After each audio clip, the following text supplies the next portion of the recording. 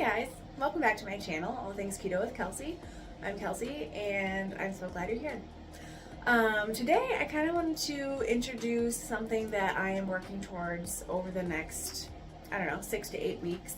I'm kind of trying to start a new project with my health. I have been listening to the Fasting Method podcast with Megan Ramos and Nadia Pataguana, and I've really been enjoying them, and I've been very convicted of a few things that I'm doing with my diet. I'm kind of in a little bit of a stall right now.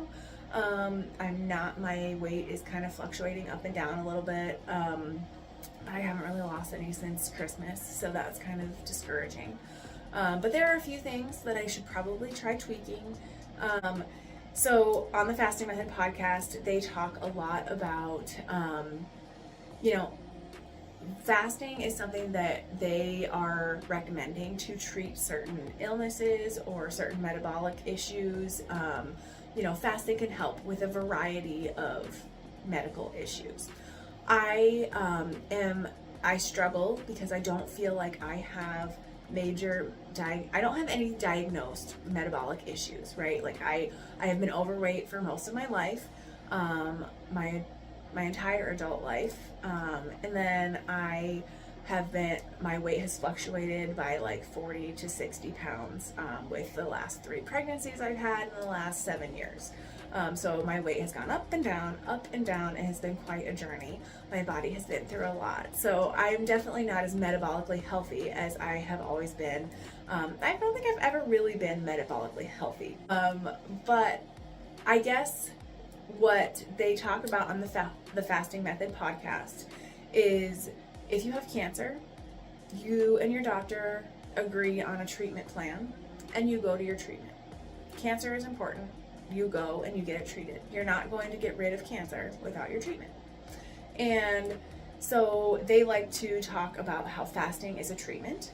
And I started thinking, okay, so what is the treatment? What do I need this treatment for? What am I trying to solve? What problems am I trying to solve? What do I deal with on a day-to-day basis? I do have a few things that just kind of keep bugging me. I would like to see improvement in a few areas.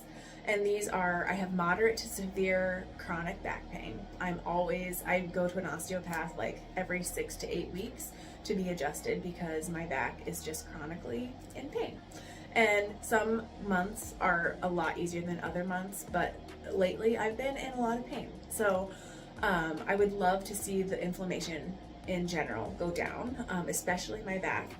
But I also have inflammation all throughout my body when I'm not being super careful with my diet. So like down to my joints and my toes, like they can just feel very inflamed at times when I'm eating things that I shouldn't, or including things I shouldn't be including in my diet. I would like to improve my coffee dependency, and this is my biggest sticking point. So what do I think this protocol is going to look like? So this is something based on the Fasting Method podcast that I've listened to a lot. I've kind of come up with a few things. I'm not paying for coaching or anything. I'm just making this up as I go. So this is totally on me if it doesn't work, and definitely do your own research if you're coming up with a plan for yourself. I would like to do 6 to 8 weeks of 3 42-hour fasts a week, and then in between each 42-hour fast I'll have like a 6 to 8 hour eating window with 2 meals. And with these 2 meals I want to practice time restricted eating, or TRE as they call it. And time restricted eating is where you restrict your eating to a 60 to 90 minute eating window per meal.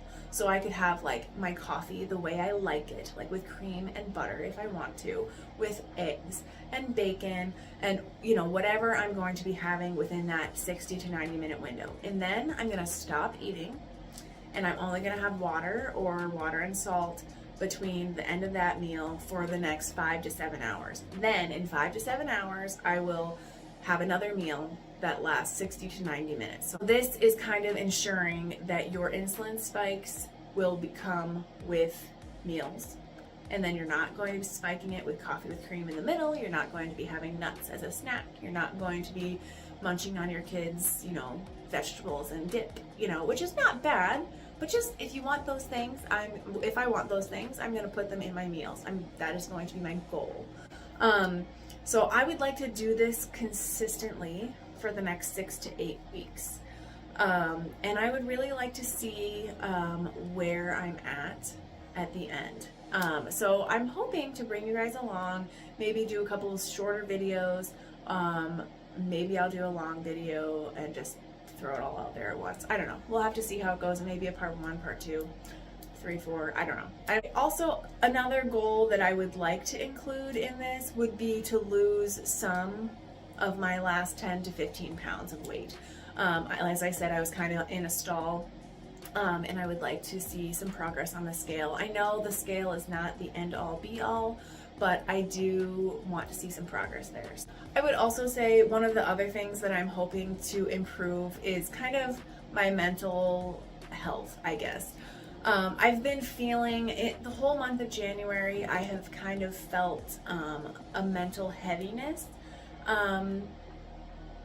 mild depression, mild depressive symptoms, like nothing crazy, nothing I haven't dealt with before, but I've been feeling very up and down. So I've been feeling kind of low, kind of tired, kind of sore, depressed, just kind of, I'm not 100% by any means. So I would really love to see a change in my mental health. So I'm hoping to improve that. And I have been trying to get outside more often, even though it's winter. And I've also been doing some cold showers at the end of my shower, some cold blasts at the end of my showers. So I'm going to try to keep that up too. And hopefully the combination of everything, we will see a difference of some sort. Okay, so I've kind of rated my 5 areas that I would like to see some improvement in on a 1 to 10 scale. So on a, 0 would be no pain, no issues. 10 would be the worst ever, right? So I would say my back pain, daily I deal with probably a pain level of 6 to 7 on a scale of 1 to 10, which is definitely higher than I would like to see. I definitely have that level of pain several times throughout the day. Inflammation level, I would say, is about a 5. Half the time I'm really sore everywhere, and half the time it doesn't bother me very much. But I would say about, on average, it's about a 5 on a scale of 1 to 10. My coffee dependency, I would say, is a 10 on a scale of 1 to 10. I have to have my coffee, and I really feel discouraged if I don't have my coffee the way I like it. So a lot of the whole coffee thing, I need to be happy drinking black coffee, or I could just not drink coffee. So there are times where I can add a nice frothy, fatty coffee in, but I think ultimately I would like to be able to just say, I don't have to have my coffee this certain way to be a happy person or to be a healthy person. Snacking is a 9 on the scale of 1 to 10. I snack all throughout the day right now. For some reason, I have gotten back into snacking, and it has been relatively uncontrollable. So then my mental health, I'd say it's probably sitting around a 6 on a scale of 1 to 10 most days. Some days are really good, and some days are worse than that, but for the most part, I think on average it's about a 6. So I'd like to come back in about 6 to 8 weeks and kind of rate things again and see how that goes. I hope that you have a wonderful day wherever you are, and I'll see you soon, friends.